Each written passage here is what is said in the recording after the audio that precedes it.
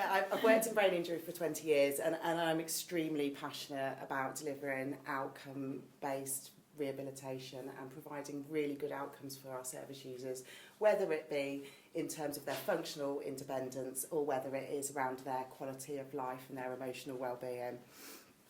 I'm really excited to be a part of this project because, as Greg said, you know, Richardsons have been providing support for 30 years, which is a long old time. You know, 30 years is a long old time. And for me, what I've really been struck by is the fact that it's the same ethos that underpins the organisation that has been carried through all of those years. And in a lot of ways, you know, things haven't changed and for the better. There is still that ethos of it being a very, very person-centred, very family-orientated organisation to work for. I think, you know, as Greg pointed out, it's very, very difficult in this kind of environment to provide, to get the balance right. I think we're under increasing demand to be able to provide a clinical environment, but also balance that with a homely and functional environment. If we're going to be supporting people in actually, you know, gaining skills in terms of their activities of daily living and more functional independence, you know, we want the home environment to actually be akin to what they might be experiencing when they go home.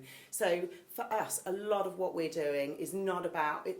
It's not all about things in certain rooms. It's about community integration. It's about getting our service users out into the community and actually starting the path for their rehabilitation here. I think it's really, really important that we sort of pick up on the fact that where we're located is absolutely amazing. Ideal. Having worked in a number of different places in different, you know, location is a really important thing, as Kirsty Alsop tells us all. And for us here, we have the benefit of being in some beautiful grounds, and it's a really nice environment for people to be in. But we're actually in the hub of a really good community, and because we've been here for so long, we are a real part of that community. The local shops and the local cafes know us. We've had our service users volunteer and work in the local community, and for us that's really, really, really important that we are, you know, we are part of that.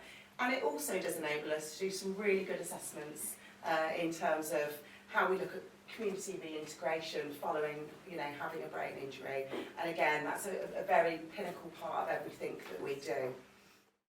I have had the pleasure of actually going around to some of the other services and spending time with managers, and what I've really, really been overwhelmed by, having gone around to the other services, is the real kind of staff feeling of people being very proud of what they do. There are people that have worked here for 30 years. I mean, the 30 years, there are people that have been here for that long. And I think when you're new and you're going around, you expect people to come and tell you, you know, the good, the bad, the ugly. And actually people have been tripping over themselves to tell me all about, you know, how long they've worked here, the positive things that they've seen, the outcomes that they've achieved.